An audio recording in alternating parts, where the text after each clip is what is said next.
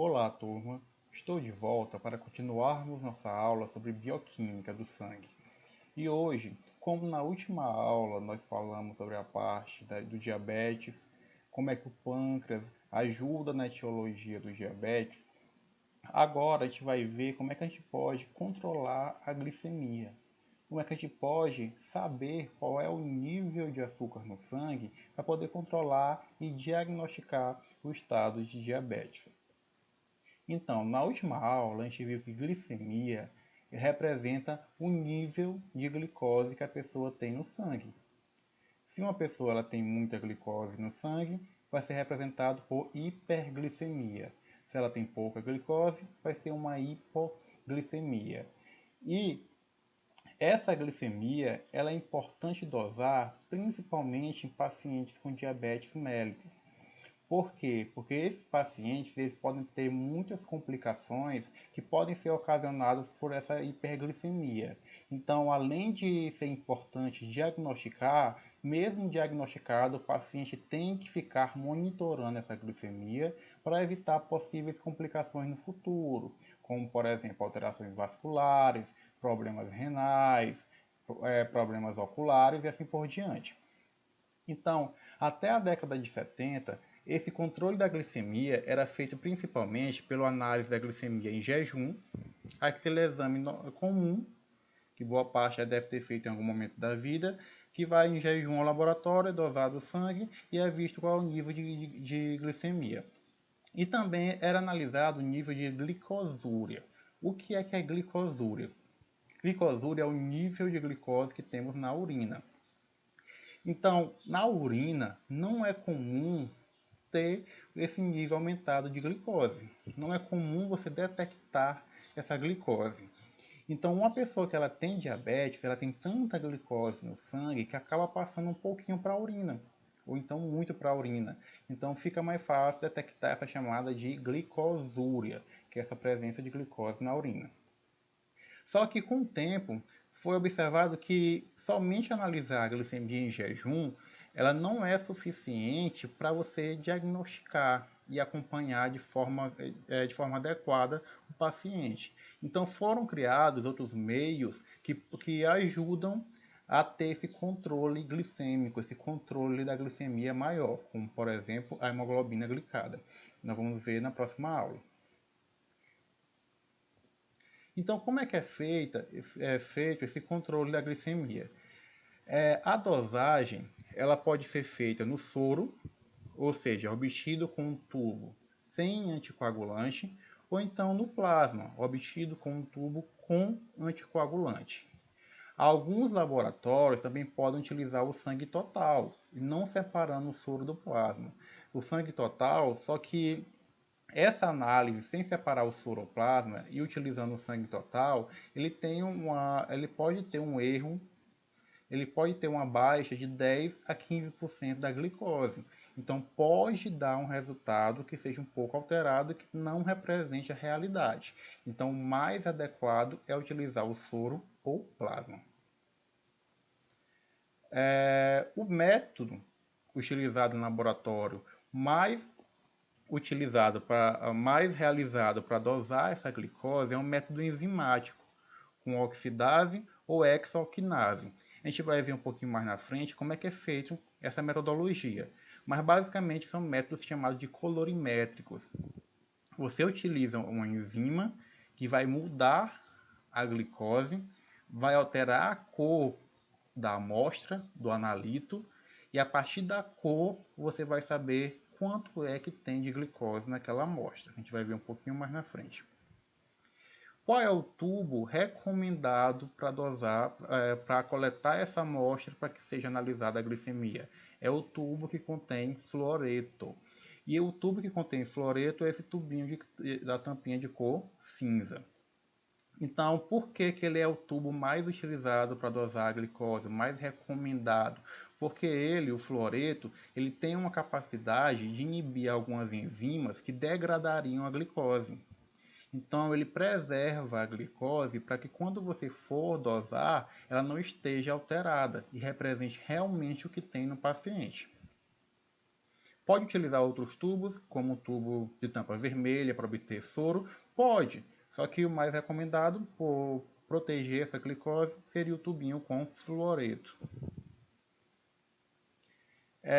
Coletou a amostra, independente do tipo de tubo, você tem que preservá-la para tentar realmente não impedir que se degrade essa glicose.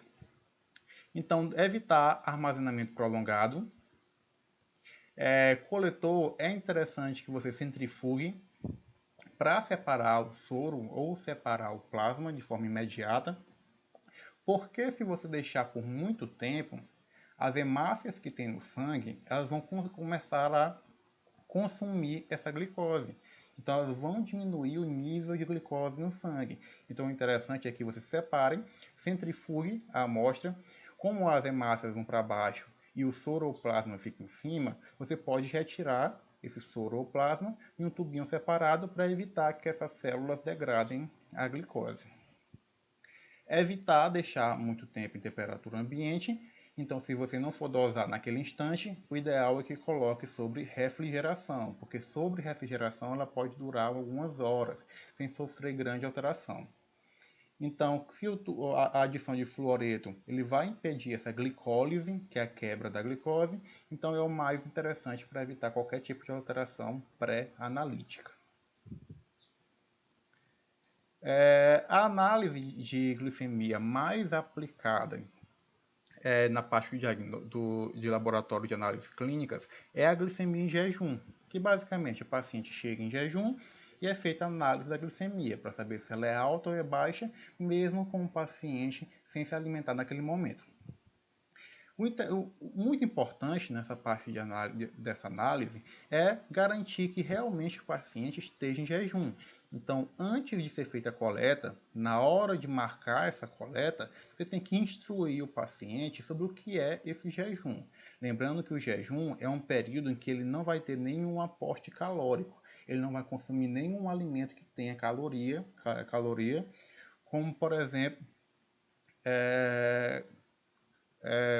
suco, café. Então, porque muitos pacientes acabam achando que o jejum é somente alimentos sólidos, mas também alguns tipos de alimentos líquidos devem ser evitados. Então, durante o jejum, o paciente ele vai poder tomar apenas água. Então, ele pode tomar água quanto ele quiser e evitar tomar qualquer tipo de outro tipo de líquido. Ok? Essa glicemia em jejum ela é muito importante para a parte de monitoramento. Entretanto, ela pode sofrer algumas alterações de acordo com os hábitos do paciente, de acordo com o que ele comeu no dia anterior, de acordo com se ele teve ou não uma rotina diferente perto de fazer o exame. Então, hoje em dia, somente a glicose em jejum ela não é suficiente para você dizer o estado daquele paciente. Então foram criados outros meios. Entretanto, ela é muito aplicada ainda e ela é muito importante. Só que isoladamente é necessário outros tipos de teste.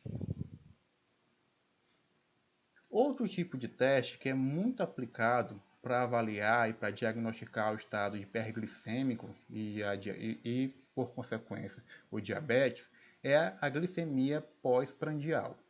O que seria essa glicemia? É a glicose que é dosada no sangue 1 a 2 horas após o paciente se alimentar. Mas se alimentar de quê? É uma refeição comum. Um almoço, por exemplo. Então, geralmente ela é feita após o almoço.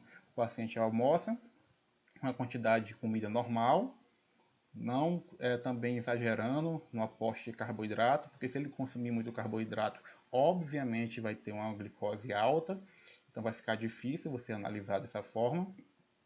Então o paciente ele vai consumir o seu almoço, por exemplo, e após 1 a 2 horas, vai depender do tipo de laboratório e o tipo de valor de referência que vai utilizar, ele vai ser feita a coleta do sangue para analisar a glicose.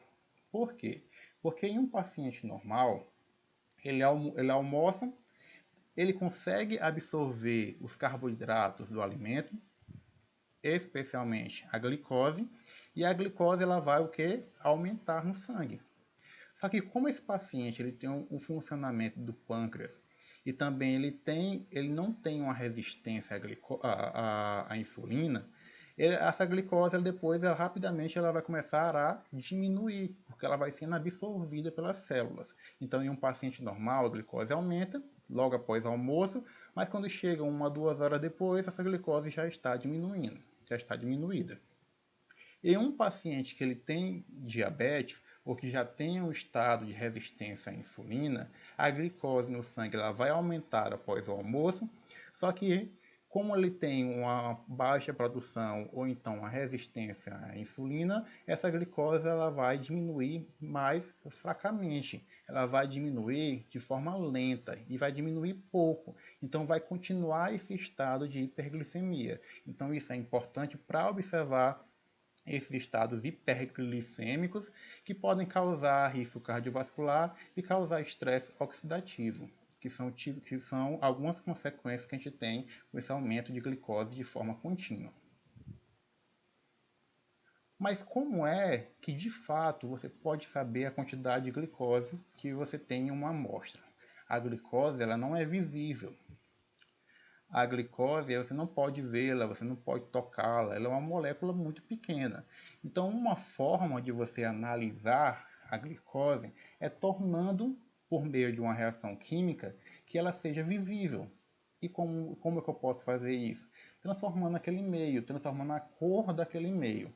Geralmente isso é feito por um sistema enzimático. Então, são utilizadas enzimas que irão catalisar a conversão daquela glicose em outros tipos de substâncias, que vão acabar gerando uma cor no meio.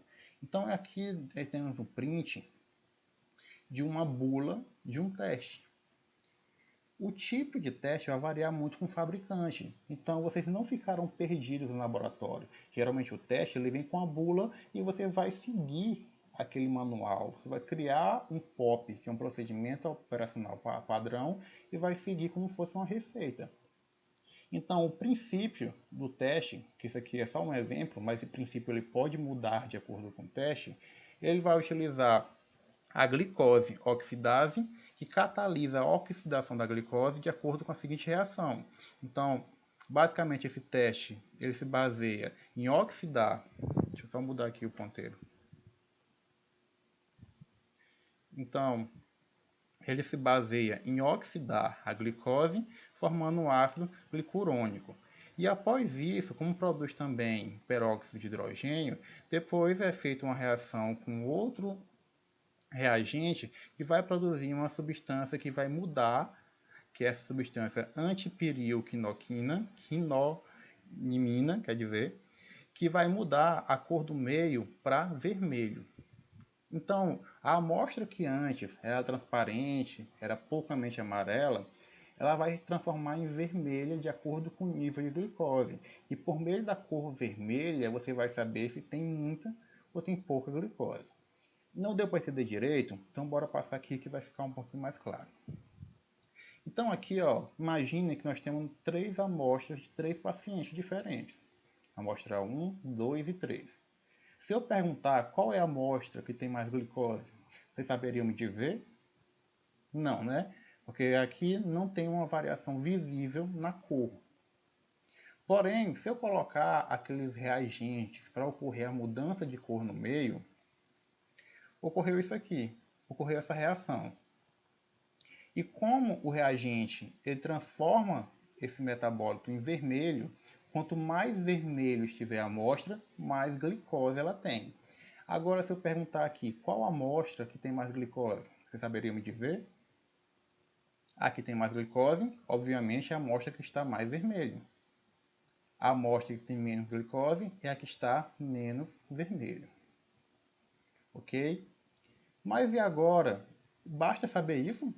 Saber qual é que tem mais glicose, qual é que tem menos glicose. Eu tenho que dizer o quanto que tem de glicose.